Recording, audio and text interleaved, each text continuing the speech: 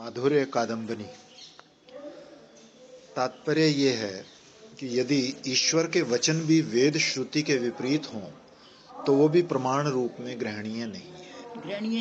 ग्रहणीय नहीं है। ईश्वर के वचन श्रुति के विरूप कैसे हो सकते हैं? जो महात्मा बुद्ध जो थे, पर वो तो ईश्वर नहीं है ना। नहीं, वो उनको भी अवतार माना गया है, आवेश अवतार माना गया है। अवतार तो तो कई लोग उन्हीं के वचनों को लेके कहते हैं, हाँ, तो कई लोग उन्हीं का बहाना लेकर करते हैं कि जी उन्होंने तो ऐसे कहा है, तो इसलिए कहा है कि वेद के विपरीत ईश्वर के वचन भी अनुकरणीय नहीं। एकमात्र श्रुति वचन ही सर्वश्रेष्ठ प्रमाण रूप में ग्रहणीय है। वे ही ब्रह्म प्रमाद विप्रलिप्सा एवं कर्णापाटवादी सर्वदोष विवर्जित हैं और परमार्थ निर्णायक हैं। श्री चक्रवर्ती पाद ने इसीलिए ग्रंथ के आरंभ में कहा कि श्रुति ही सर्वश्रेष्ठ शब्द प्रमाण है, उसी के आधार पर वो अपने प्रतिपाद्य विषय को प्रतिष्ठित करके आगे चलते हैं। तैत्तरीय उपनिषद में ब्रह्म पुच्छम प्रतिष्ठा वचन द्वारा अन्न आदि समस्त कोशों के मूल आश्रय परम आनंदमय पुरुष से ब्रह्म का उत्कर्ष प्रतिपादित किया गया है। ब्रह्म से रस स्वरूप श्री भगवान का उत्कर्ष श्रुतियों ने निरूपण किया है। वे रस स्वरूप हैं, स्वयं भगवान श्री ब्रजेंद्र नंदन। जिस समय भगवान श्री कृष्ण बलराम जी के साथ कंस की रंगभूमि में पधारे, उस समय पहलवानों को ब्रज के समान कठोर शरीर वाले दिख पड़े, साधारण मनुष्यों को नर रत्न, स्त्रियों को मूर्तिमान कामदेव, गोपों को अपने बांधव, दुष्ट राजाओं को दंड देने वाले शासक, माता पिता के समान वृद्ध व्यक्तियों को बालक, कंस को मृत्यु, अज्ञानियों को विराट, योगियों को परम तत्व, यदुवंशी भक्तों को अपने इष्ट देव जान पड़े। सब ने अपने भाव अनुरूप क्रमशः रौद्र, अद्भुत, श्रृंगार, हास्य, वीर, वात्सल्य, भयानक, विभत्स, शांत और प्रेम भक्ति रस स्वरूप में श्री कृष्ण का अनुभव किया। इस प्रकार श्रीमद् भागवत में ब्रजेंद्र नंदन श्री कृष्ण के रस स्वरूप का वर्णन किया गया है। श्रीमद् भगवद गीता उपनिषद में तो भगवान श्री कृष्ण ने स्पष्ट कहा है कि ब्रह्मणो ही प्रतिष्ठा अहम, ब्रह्म का मैं आश्रय हूँ। इस वाक्य द्वारा भगवान श्री कृष्ण ने अपने आप को परात्पर तत्व रस स्वरूप में निर्देश किया है। वही परात्पर तत्व श्रुति स्मृति निर्दिष्ट रस स्वरूप भगवान श्री कृष्ण, जिनके नाम रूप गुण लीला विग्रह आदि शुद्ध सत्व में है, वो अपनी इच्छा से भक्त जनों के आगे अवतीर्ण होते हैं। श्री भगवान की इच्छा उनकी निज शक्ति है। वो किसी कारण को लेकर या किसी के वशीभूत होकर अवतीर्ण नहीं होते। वो अवतीर्ण होते हैं भक्तों की नेत्र, श्रवण, बुद्धि आदि इंद्रियों की वृत्तियों में। यही कारण है कि अवतार के समय भक्तों के अतिरिक्त उनके वास्तव स्वरूप के दर्शन अभक्तजन, विद्वेषी या नास्तिक लोग नहीं कर पाते। श्री भगवान के सामने रहते हुए भी वो उन्हें साधारण मनुष्य रूप में देखते हैं। इसलिए ये कहा गया है कि श्री भगवान भक्तों की इंद्रिय वृत्तियों में अवतीर्ण होते हैं, जिससे भक्तजन बाह्य और अंतर इंद्रियों से चिन्मय स्वरूप को अनुभव कर या पहचान लेते हैं और तब वो उन्हें जगत में प्रकट करते हैं। श्री भगवान यदुवंश में श्री कृष्ण रूप से तथा रघुवंश में श्री राम रूप से जैसे अपनी इच्छा से अवतीर्ण होते हैं, उसी प्रकार भक्तों की वृत्तियों में भी वो अपनी इच्छा से ही अवतीर्ण। इसलिए भगवत प्राप्ति का कारण केवल एकमात्र श्री भगवान की इच्छा या कृपा को ही माना गया है। श्री भगवान के जीव का क्या कसूर है? जब भी उसकी प्राप्ति उसी की इच्छा से होनी है, तो फिर जीव का कसूर क्या है? मतलब सोचने वाली बात है। यही है, सही बात। और भजन भी उसी की कृपा से मिलना है सब कुछ। तो मतलब ये है कि सिर्फ उसको मानने मात्र से कि भाई वो है और वही सब कुछ कर रहा है, और क्या नास्तिकता और आस्तिकता का इतना ही फर्क हुआ ना कि जब भी हम उसको मान लें कि भाई उसकी कृपा से सब कुछ होता है, तो प्राप्ति हो जाएगी। और क्या परब्रह्म भगवान श्री कृष्ण सच्चित आनंद स्वरूप है। सत अंश से संधनी, चित अंश से संवित और आनंद अंश से आह्लादनी, ये तीन शक्तियां कही जाती हैं। जैसे सच्चित आनंद, इन तीनों में से किसी एक को दूसरे से दो पृथक नहीं किया जा सकता, उसी प्रकार इन तीन शक्तियों में से किसी एक को दूसरी दो शक्तियों से भी अलग नहीं किया जा सकता। जहाँ भी स्वरूप शक्ति का विकास होता है वहाँ संधिनी, संवित और आह्लादनी तीनों का एक साथ विकास होता है। चित वस्तु परब्रह्म श्री भगवान स्वयं प्रकाश है, उनकी चित शक्ति भी स्वयं प्रकाश है, चित शक्ति की वृत्ति भी स्वयं प्रकाश है। स्वयं प्रकाश वस्तु अपने को प्रकाशित करती है और दूसरे को प्रकाशित करती है। जैसे सूर्य उदित होकर अपने को प्रकाशित करता है और समस्त वस्तुओं को प्रकाशित करता है। चित शक्ति की जिस स्वप्रकाश लक्षण युक्त वृत्ति विशेष के द्वारा परब्रह्म अपने स्वरूप तथा स्वरूप शक्ति की परिणति को विशेष रूप से प्रकाशित करते हैं या आविर्भूत करते हैं, उसी वृत्ति विशेष को कहते हैं विशुद्ध सत्व। उस विशुद्ध सत्व में संधिनी, संवित, आह्लादनी तीनों शक्तियां एक साथ अभिव्यक्त रहते हुए भी हर एक व्यक्ति की अभिव्यक्ति का परिमाण सब जगह एक सा नहीं रहता। कहीं तो तीनों समान रूप से अभिव्यक्त रहती हैं, कहीं किसी एक की प्रधान अभिव्यक्ति होती है। इसी प्रकार जहां आह्लादनी की प्रधानता होती है उसे आह्लादनी प्रधान शुद्ध सत्व या आह्लादनी प्रधान स्वरूप शक्ति कहा जाता है, अथवा शास्त्रों में उसे गुह्य विद्या भी कहा गया है। गुह्य विद्या की दो वृत्तियां हैं, भक्ति और भक्ति की प्रवर्तक। इस गुह्य विद्या के द्वारा ही प्रेमात्मिका भक्ति प्रकाशित होती है। अतः भक्ति स्वरूपता आह्लादनी प्रधाना स्वरूप शक्ति विशुद्ध सत्व की वृत्ति विशेष है, जो स्वयं प्रकाश एवं चित वस्तु है। उसे प्रकाशित करने के लिए किसी अन्य कारण की अपेक्षा नहीं है। श्रीमद् भागवत में अनेक स्थलों पर भक्ति को अहेतुकी एवं स्वच्छंद रूप से प्रकाशित होने वाली कहकर वर्णन किया गया है। मनुष्यों के लिए सर्वश्रेष्ठ धर्म यही है कि जहाँ भगवान श्री कृष्ण में अहेतुकी बिना कारण से उदित होने वाली तथा अप्रतिहता अखंड नित्य स्वरूपा भक्ति उदित होती है, भक्ति योग का वही अधिकारी है जो ना तो अति विरक्त है और ना अति आसक्त। विशेषता जिसमें स्वच्छंद स्वरूपा मेरी भक्ति की कृपा से मेरी लीला कथा आदि में श्रद्धा उत्पन्न हो गई है। अपने धर्म में निष्ठा रखने वाला व्यक्ति इसी शरीर में रहते रहते ही निष्पाप होकर पवित्र हो जाता है, अर्थात निषिद्ध कर्मों का परित्याग कर राग द्वेष आदि मलिनता से रहित हो जाता है। तत्पश्चात उसे विशुद्ध तत्व ज्ञान अर्थात श्रीमद् भगवत तत्व और अपना स्वरूप श्री कृष्ण दासत्व का ज्ञान होता है, फिर मेरी स्वच्छंद अहेतुकी भक्ति को प्राप्त करता है।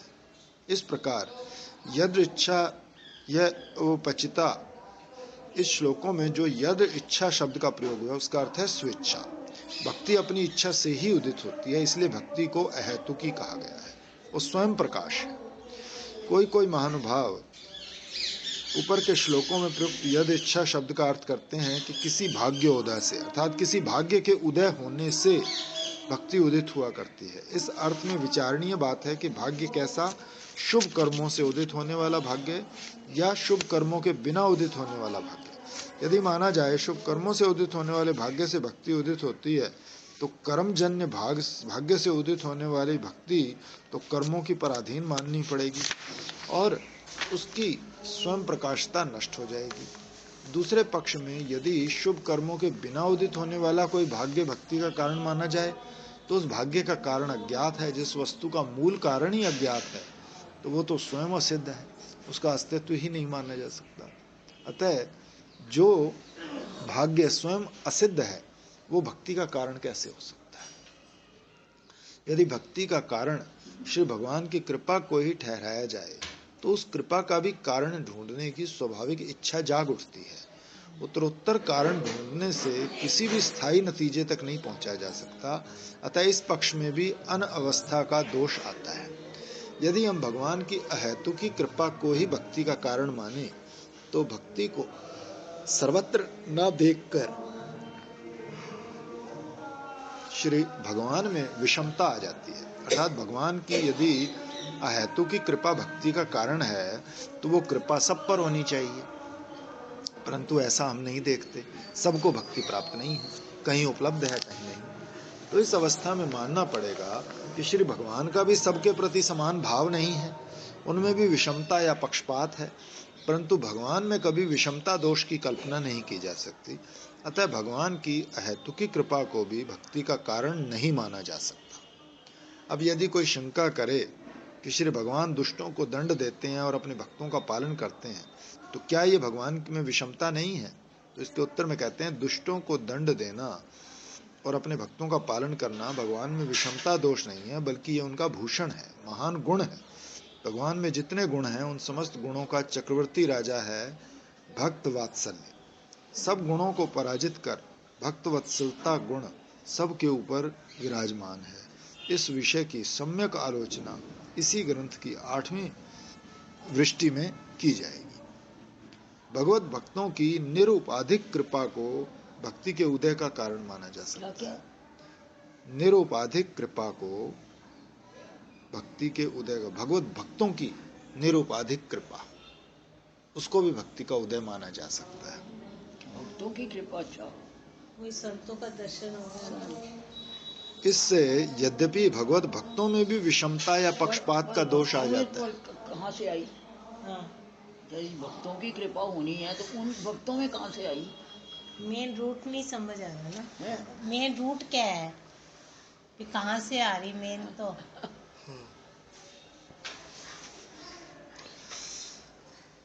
इससे यद्यपि भगवत भक्तों में भी विषमता या पक्षपात का दोष आता है जो अनुचित प्रतीत होता है, परंतु प्रेम, मित्रता, कृपा, उपेक्षा, इस प्रकार की विषमता भी जिसमें रहती है वो श्री भगवान का मध्यम भक्त माना गया है।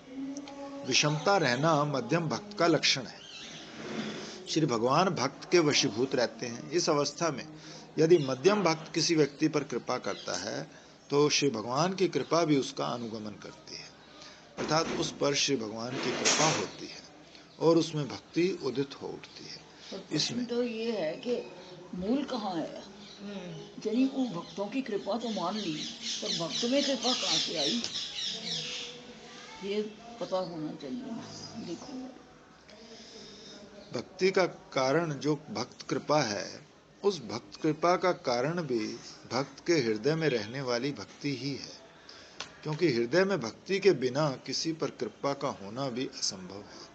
अतः इस रूप में भी भक्ति की स्वप्रकाशता ही सिद्ध होती है। भक्ति को छोड़कर भक्ति के उदय होने का और कोई कारण नहीं ठहरता। चिद भक्ति ही भक्ति का कारण है, ये मतलब निकला ना। क्योंकि श्रद्धा तो सब में ही है, भक्ति किस में नहीं है? माँ में, बाप में, सब में भक्ति है ही ना अपने संसार के प्रति। तो वही भक्ति जो अंदर रहती है वही अगर भगवान की तरफ हो जाए, मतलब तो ये समझ आया कि भगवान को सिर्फ मान लेना ही उसकी उनकी भक्ति का कारण है, जैसा हम अपने संसार को मानते हैं। भक्ति किसी शुभ कर्मजन्य भाग्य से उदित नहीं होती। श्री भगवान की निरुपाधिक कृपा को भी भक्ति के उदित होने का कारण नहीं कहा जा सकता, क्योंकि ऐसा होने पर श्री भगवान में विषमता आती है। श्री चक्रवर्ती पादव कहते हैं कि भगवत भक्त की कृपा से भक्ति उदित होती है। यदि ऐसा मान लिया जाए तो कोई असामंजस्य पैदा नहीं होता।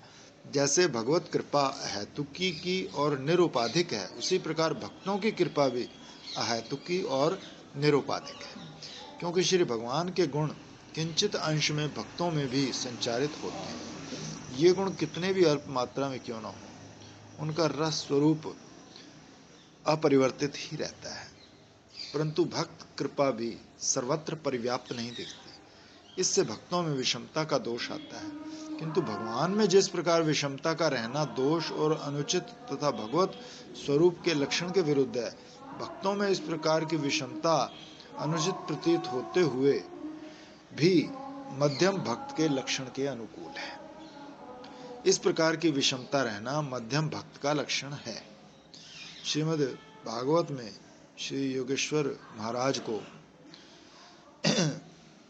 श्री योगेश्वर ने राजा निमि महाराज को उत्तम, मध्यम, प्राकृत आदि भक्तों के लक्षण बताते हुए कहा था कि जो श्री भगवान से प्रेम करता है, भगवत भक्तों से मित्रता करता है, दुखी और अज्ञानी पुरुषों पर कृपा करता है, श्री भगवान से उद्देश्य करने वाले व्यक्तियों की उपेक्षा करता है, वो व्यक्ति ही श्री भगवान का मध्यम कोटि का भक्त है।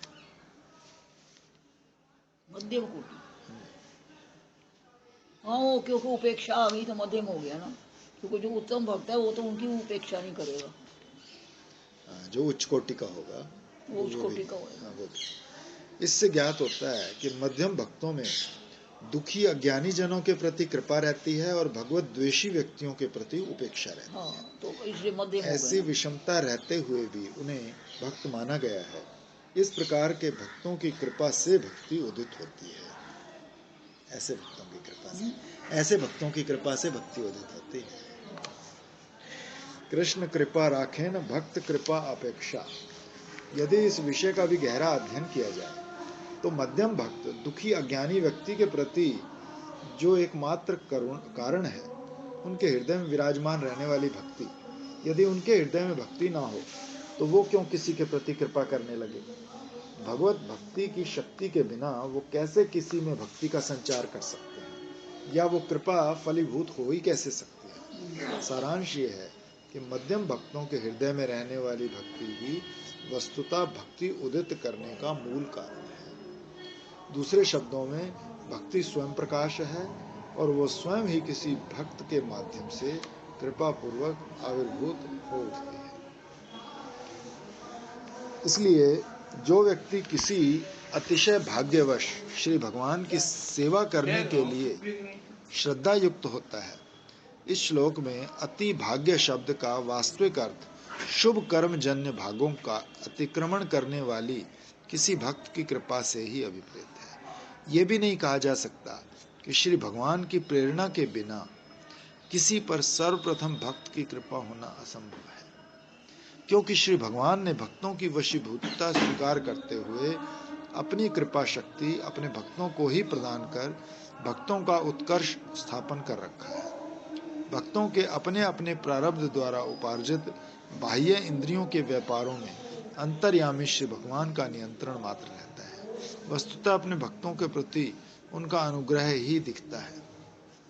जैसा कि श्रीमद् भगवद गीता में कहा है कि मुझ में सम्यक प्रकार अवस्थित हो जो पराशांति है, मेरे भक्तजन मेरे प्रसाद से, मेरी कृपा से उसे सम्यक प्राप्त कर लेते हैं। यहाँ प्रसाद शब्द का तात्पर्य है भगवान की कृपा शक्ति का दान रूप अनुग्रह। ये बात पहले बताई जा चुकी। भक्ति के उदय होने में भगवत भक्त की कृपा कारण होते हुए भी वास्तव में भक्ति ही कारण है, क्योंकि वो स्वयं प्रकाश है।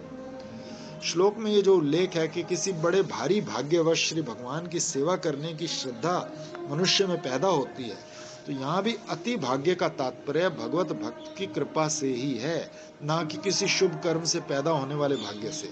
अति भाग्य का अर्थ ही यही है कि जो शुभ कर्म आदि जन्य भाग्य का अतिक्रमण करने वाला महान भाग्य है, वो है केवल भगवत भक्त कृपा। यहाँ शंका उठती है कि क्या किसी भक्त की कृपा भगवान की प्रेरणा के बिना ही स्वतंत्र रूप से किसी पर हो जाती है? क्या ऐसा संभव है? तो उत्तर में कहते हैं हाँ, बिना भगवान की प्रेरणा के भक्त कृपा स्वतंत्र रूप से आविर्भूत होती है। ये सर्वथा संभव है, इसमें असंभवता की कोई बात नहीं।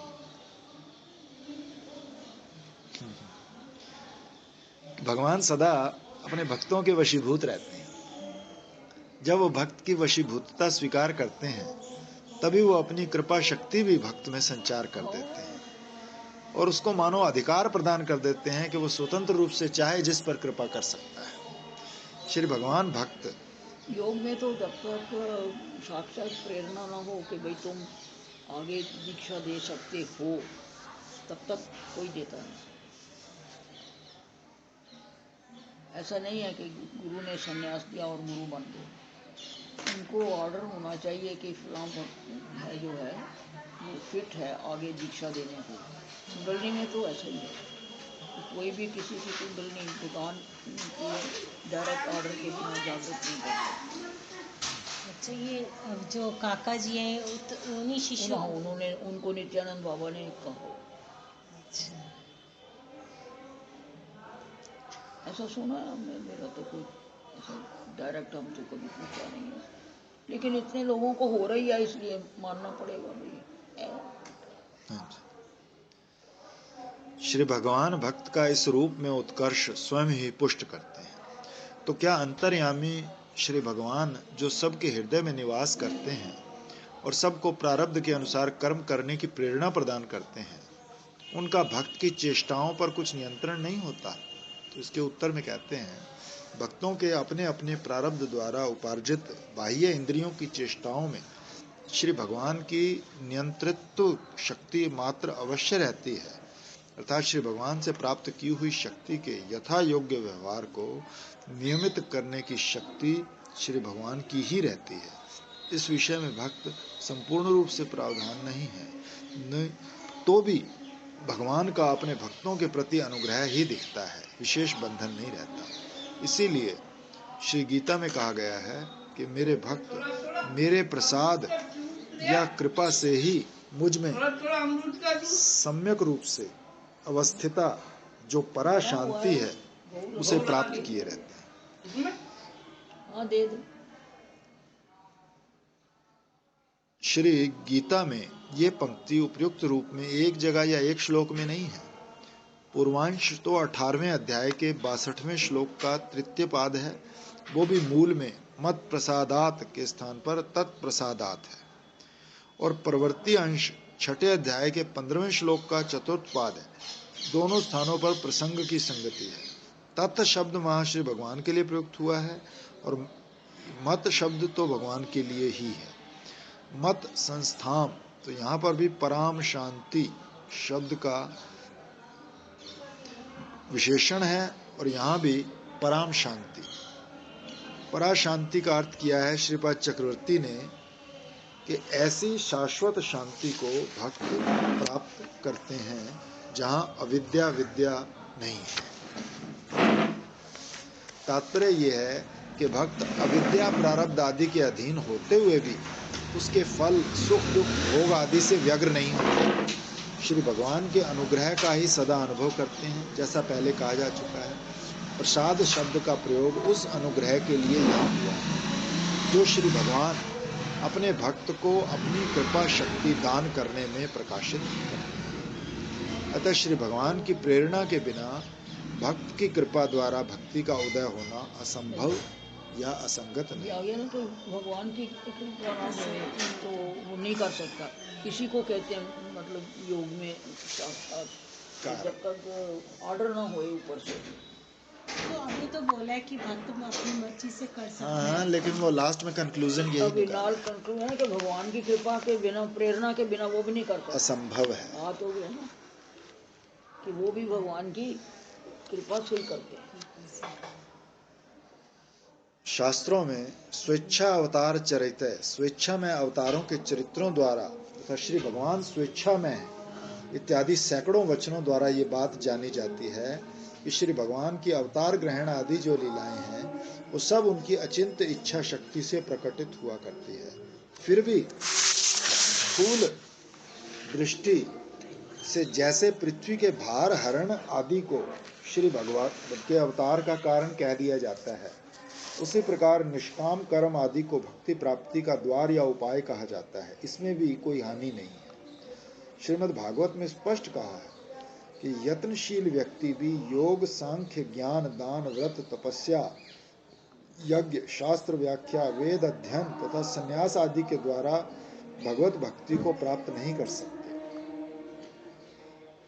ये सब कारण तो हो सकते हैं, मतलब उसकी इच्छा तो स्वतंत्र रूप से इससे ये द्वार तो है ना, इसके बिना भी नहीं हो सकता। नहीं हो सकता। ऐसा थोड़ा ही है कि एक चोर डाकू को एकदम कोई प्राप्ति हो जाए, भगवत भक्ति के उदय होने में दान व्रत आदि के कारणत्व का स्पष्ट खंडन होते हुए भी श्री भागवत में दूसरे स्थान पर आया है कि दान व्रत तपस्या यज्ञ जप वेद अध्ययन एवं संयम धारणा ध्यान समाधि तथा अन्य अन्य अनेक प्रकार के कल्याण जनक कर्मों द्वारा श्री कृष्ण भक्ति साधित होती है। ग्रंथकार का कहना है, इस प्रकार के वचनों द्वारा दान व्रत आदि को जिस भक्ति का हेतु कहा जाता है, निश्चय ही वो ज्ञानांग भूता सत्विका भक्ति है, प्रेमांग भूता निर्गुणा भक्ति नहीं। मतलब एक है रागानुगा भक्ति जो है वो तो नहीं प्राप्त होगी कृपा के बिना, लेकिन तो इस श्लोक की व्याख्या करते हुए कहते हैं कि यहाँ दान शब्द से विष्णु और वैष्णवों के लिए दिए हुए दान से ही तात्पर्य है, और व्रत शब्द से भक्ति अंग एकादशी आदि व्रत अभिप्रेत है, तथा तपस्या शब्द से भगवत प्राप्ति के लिए भोग आदि का त्याग ही समझना चाहिए। इस प्रकार इनको वो साधन भक्ति के अंग मानते हैं। श्री चक्रवर्ती पाद कहते हैं, ऐसा मानने पर भी तो भक्ति अंगों द्वारा ही भक्ति साधित होती है। भक्ति के द्वारा भक्ति उदित होने से, अर्थात भक्ति का हेतु भक्ति होने से भक्ति अहेतुकी ही सिद्ध होती है। सब यदि ऐसा ना हो तो 64 अंग भक्ति की क्यों लिखे हैं फिर? हाँ, साधन भक्ति क्यों लिखी? यदि किसी साधन से द्वार तो खुलता है, उसका मतलब कि जरूरी नहीं है तुम साधन कर रहे हो तो मिल ही जाएगी।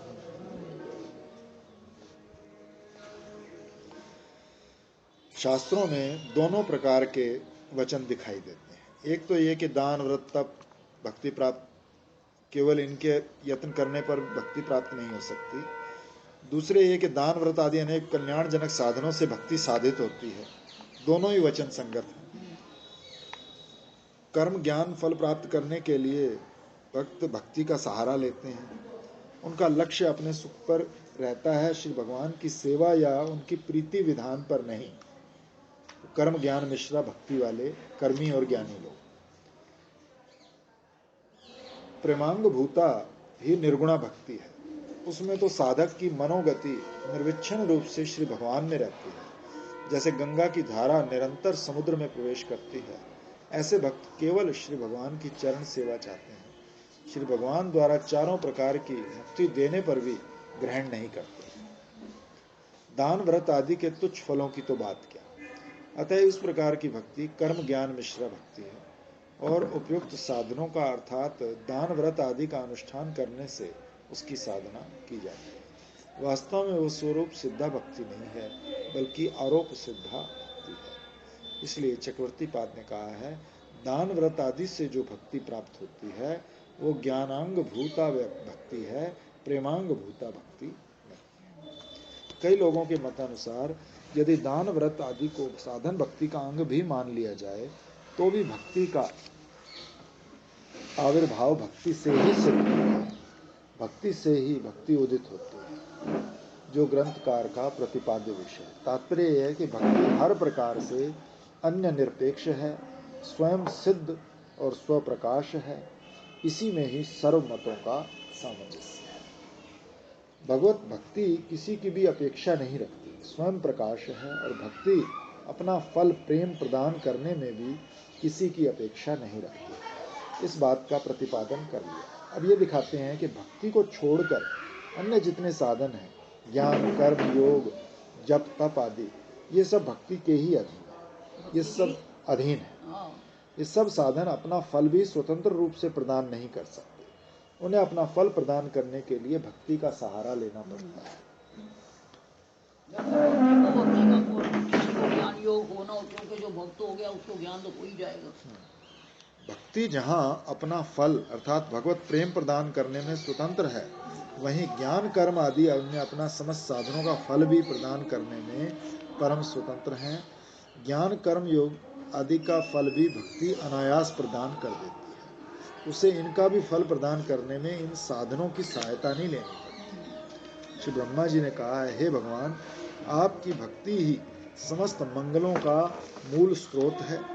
जो लोग उस भक्ति को छोड़कर केवल ज्ञान की प्राप्ति के लिए श्रम करते हैं और दुख उठाते हैं, केवल क्लेश ही क्लेश उनके हाथ पड़ता है और कुछ भी नहीं। जैसे थोथी भूसी कूटने वाले को केवल श्रम मिलता है, चावल नहीं। भक्ति को छोड़कर केवल ज्ञान की प्राप्ति के लिए श्रम करने वाले के हाथ कुछ भी नहीं पड़ता। जो व्यक्ति अपने वर्ण आश्रम धर्म को त्याग कर केवल श्री भगवान के चरण कमलों का भजन सेवन करता है, भजन परिपक्व हो जाने पर तो कहना ही क्या, यदि उससे पहले उसका भजन छूट भी जाए तो क्या कहीं उसका कोई अहित हो सकता है? कभी भी उसका अमंगल नहीं होता। सकता, परंतु जो श्री भगवान का भजन भक्ति ना करके केवल अपने धर्मों का पालन करते हैं, उन्हें कौन सा लाभ प्राप्त होता है? उनके पल्ले कुछ नहीं पड़ता। तात्पर्य यह है कि भगवत भक्ति का अनुष्ठान करते हुए यदि भगवान की प्राप्ति से पहले किसी साधक का शरीर छूट जाता है अथवा रोग आदि अनेक कारणों वश उसका भजन छूट जाता है या पथ भ्रष्ट हो जाता है, तो भी उसका कहीं कुछ भी अमंगल नहीं होता। परंतु भगवत भक्ति को छोड़कर जो व्यक्ति अन्य अन्य अनेक प्रकार के धर्मों के पालन में, दान व्रत तपस्या आदि या वर्णाश्रम धर्मों के पालन में ही लगे रहते हैं, उन्हें अंत तक कुछ भी प्राप्त नहीं। क्षणिक सुख अथवा स्वर्ग आदि लोकों के क्षण भंगुर सुख भोगने के बाद वो फिर संसार के आवागमन को प्राप्त करते हैं। भक्ति के बिना योग कर्म आदि की कुछ भी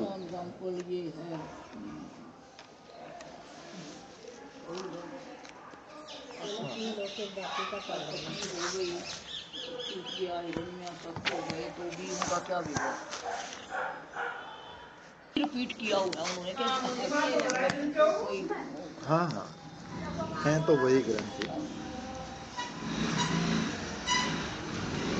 भगवत भक्ति को छोड़कर जो व्यक्ति अन्य अन्य अनेक प्रकार के धर्मों के पालन में, दान व्रत तपस्या आदि या वर्णाश्रम धर्मों के पालन में ही लगे रहते हैं, उन्हें अंत तक कुछ भी प्राप्त नहीं होता।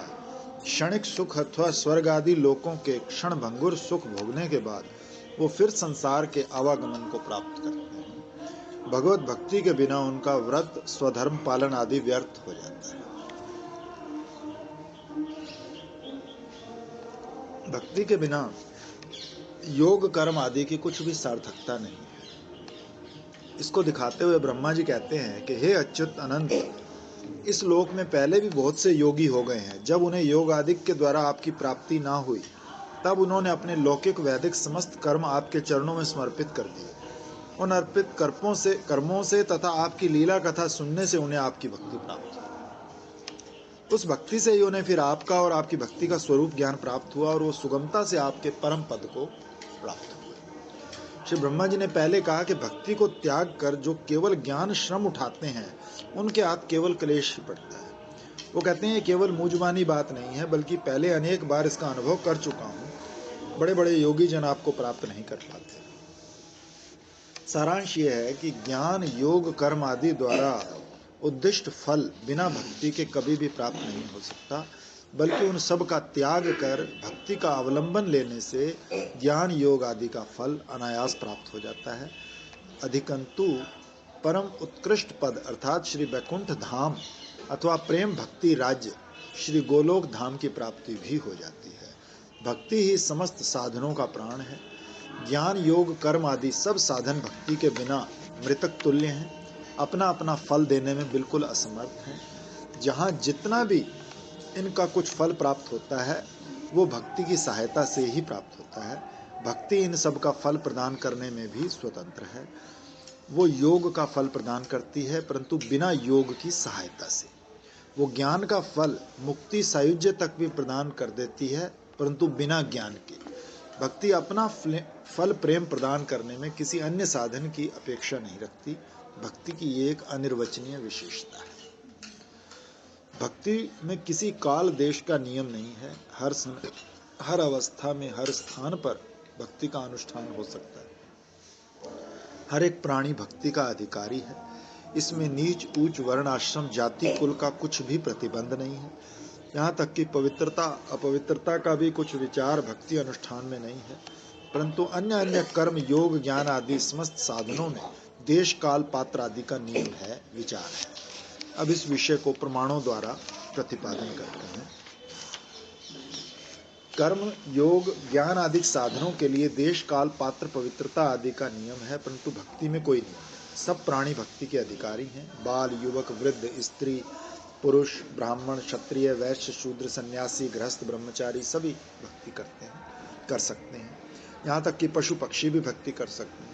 खाते पीते सोते जागते चलते फिरते बोलते हंसते हर अवस्था में भक्ति का अनुष्ठान किया जा सकता है। इस प्रकार सब तरह से अन्य निरपेक्ष भक्ति के अनुष्ठान का उदाहरण देते हुए ग्रंथकार महोदय ने श्री नाम संकीर्तन के अंग संबंधी प्रमाणों का उल्लेख किया है। इसका कारण है कि भक्ति के 64 अंगों में नवदा भक्ति ही श्रेष्ठ है। नवदा भक्ति में भी श्री नाम संकीर्तन सर्वश्रेष्ठ है। नवदा भक्ति पूर्ण नाम हईते है। नवदा भक्ति भगवत नाम से ही पूर्णता लाभ करती है। भक्ति के समस्त अंगों का प्राण है श्री नाम संकीर्तन। इसलिए भक्ति सर्वांग पूर्णता विधायक श्री नाम संकीर्तन अंग में ही समस्त भक्ति अंगों का समावेश शास्त्रों द्वारा प्रमाणित है। अतः यहाँ श्री नाम संकीर्तन का उदाहरण ही पर्याप्त है। भक्ति अंग अनुष्ठान में कोई भी विधि निषेध का बंधन नहीं है। विघ्न और त्रुटि होने पर भी साधक का कभी भी अमंगल नहीं होता, परंतु कर्म योग में थोड़ी त्रुटि हो जाने पर साधक का महान अनर्थ अमंगल होता है। श्री भागवत में प्रसंग आया कि इंद्र ने विश्वरूप का वध कर दिया। उसके पिता त्वष्टा ऋषि ने बदला लेने के लिए इंद्र के विनाश हेतु दैत्यों की बल वृद्धि के लिए यज्ञ आरंभ किया। इंद्र शत्रु तुम्हारी वृद्धि हो, इस प्रकार कहकर आहुति देने लगे। इंद्र शत्रु के उच्चारण स्वर में त्रुटि आ गई। यज्ञ का फल ये हुआ कि इंद्र शत्रु की बल वृद्धि के बजाय इंद्र के शत्रु वृत्रासुर का नाश हो गया और यज्ञ का फल विपरीत होकर यजमान का ही अहित हुआ। ज्ञान के साधकों विषय में भी यही बात है। मन बुद्धि चित्त की शुद्धता होने पर ज्ञान विकसित होता है। इनकी शुद्धि के लिए निष्काम कर्म योग का सहारा लेना पड़ता है और यदि पूर्व संस्कारवश दैव योग से पथ भ्रष्ट हो गए तो वो निंदनीय हो जाते हैं और शास्त्र उन्हें वमन भोजी कहकर पुकारता है। जैसे आजकल के ज्ञान पथ का अवलंबन लेकर संन्यास लेने वाले घर परिवार छोड़कर भाग आते हैं और फिर बड़े बड़े आश्रम चेले चेलियां रखकर अनेक प्रकार के दुष्कर्म संग्रह करते रहते हैं। अंतर इंद्रिय शुद्ध न होने से ज्ञान तो विकसित होता नहीं, दुराचार में और ग्रस्त हो जाते हैं। ऐसे पथभ्रष्ट ज्ञानी की रक्षा करने वाला भी कोई नहीं। भक्त की पद पद पर रक्षा करने वाले श्री भगवान उसके सिर पर रहते हैं। जो भक्त वत्सल है, अपार करुणा में है, ज्ञानी तो स्वयं ब्रह्म बनता है। अतः बंदरों के बच्चे की तरह अपने आप माँ को पकड़े रहें तो ठीक, यदि हाथ छूटा तो चकनाचूर। परंतु भक्त तो बिल्ली के बच्चे की तरह हर प्रकार आत्मसमर्पण कर माँ पर अपनी रक्षा का भार छोड़ देता है और माँ ही उसे संभाले रखती है। कंस, हिरण्यकश्यपु, रावण देखा जाए तो परम ज्ञानवान थे, तत्ववेत्ता थे। रावण ने तो वेदों का भाष्य लिखा है, किंतु उनके आचरण दुराचार से भरपूर थे और आज तक निंदा के पात्र बने हुए हैं। विशेषतः भक्त विरोधी होने से उन्हें दैत्य पुकारा जाता है। सारांश ये कि कर्म ज्ञान आदि के अनुष्ठानों में थोड़ी सी त्रुटि दुराचार आ जाने के साधन से लोक परलोक बिगड़ जाते हैं। भक्ति मार्ग में काम क्रोध दुराचार आदि दोषों के हृदय में रहते हुए भी पराभक्ति अर्थात स्वतंत्रा एवं सर्वगुणातीता भक्ति हृदय में प्रवेश करते ही उसकी कृपा से काम आदि सब प्रकार के दोष मिट जाते हैं। इस बात का प्रवृत्ति प्रसंग में वर्णन करता है। ये ध्यान रहे कि इस आलोचना का तात्पर्य ये नहीं है कि भक्ति साधक दुराचार से बचने की चेष्टा ही ना करे अथवा दुराचारी होने में कोई डर नहीं है, ये भक्ति भी करता रहे, दुराचार भी। मंतव्य ये है कि दुराचारी मनुष्य को भी भक्ति अंगों के अनुष्ठान में अग्रसर होना चाहिए। भक्ति कृपा से उसका सब दुराचार मिट जाएगा और वो भक्त प्राप्ति कर सकेगा। कर्म योग ज्ञान के साधक या अधिकारी जहाँ काम आदि दोष या दुराचारों के आ जाने से हर प्रकार से निंदित हो जाते हैं अथवा उनका विनाश हो जाता है, वहाँ भक्ति मार्ग में यह संभावना कभी नहीं, बल्कि काम आदि दोष रहते हुए एक मनुष्य भक्ति का अधिकारी है।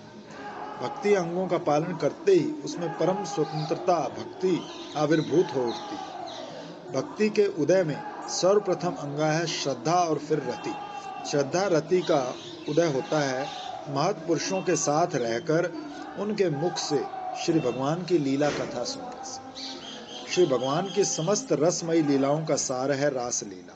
उस दिव्यतम रास लीला के वर्णन के बाद उसकी फलश्रुति अर्थात उस लीला के सुनने वर्णन करने के फल को बताते हुए श्री सुखदेव जी ने कहा है, जैसा पहले कहा जा चुका, इस श्लोक का भावार्थ ये है कि श्री भगवान की ब्रज गोपियों के सहित रास लीला तथा अन्य लीलाओं के निरंतर श्रद्धा युक्त होकर श्रवण कीर्तन से पराभक्ति की प्राप्ति होती है एवं शीघ्र ही हृदय रोग काम आदि विकार दोष दूर हो जाते हैं। इससे काम आदि विकार व्यक्तियों के पक्ष में भी श्रवण कीर्तन आदि अंगों के अनुष्ठान की बात कही गई कहाँ है। से लाया है ऐसे कैसे भक्ति के खरीद साधन के लाई होगी ना वो अंतःकरण शुद्धि आदि की खरीद कर आई हूँ।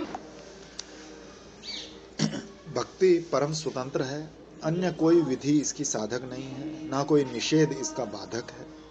जिस साधन का कोई साधक अर्थात उसको सिद्धि प्रदान करने वाला है और जिसका कोई बाधक है तो वो साधन कभी स्वतंत्र नहीं कहा जा सकता। अंतःकरण शुद्धि आदि कर्म योग ज्ञान आदि साधनों के साधक हैं, इनके बिना वो सिद्ध नहीं होते, और काम आदि दोष इनके बाधक हैं, साधक को पथ भ्रष्ट कर विनष्ट कर देते हैं।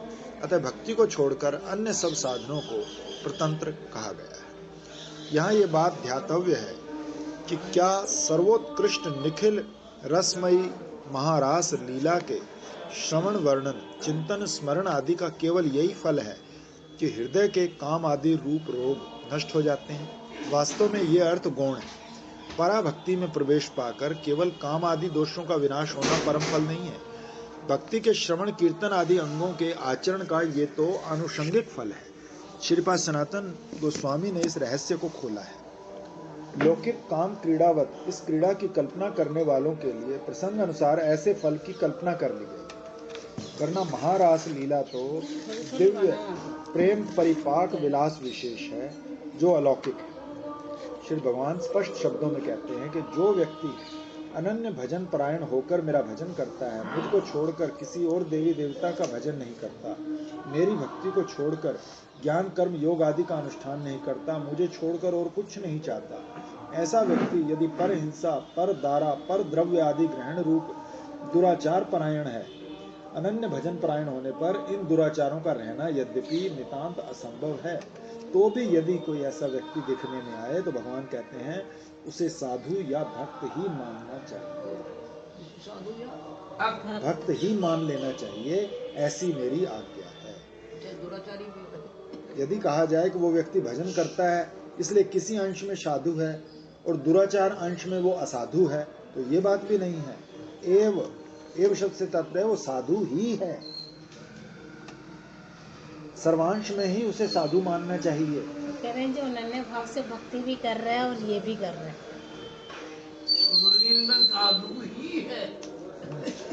बात ये है पंचमध्याय श्री भगवान के भक्तों में स्वाभाविक आसक्ति है। एटीट्यूड की बात है। वो पुजारी भाग गया ना, तो उसे मीरा कहने लगी मैं तो समझती हूँ कि अनुष्ठान की उस पर कृपा हो गई जो गृहस्थी छूट गई, चला गया तो अक्सर तो सब कुछ करता है, गुबार मंत्र वगैरह वगैरह। तो अभी वो मिला कि नहीं है मिले कि नहीं?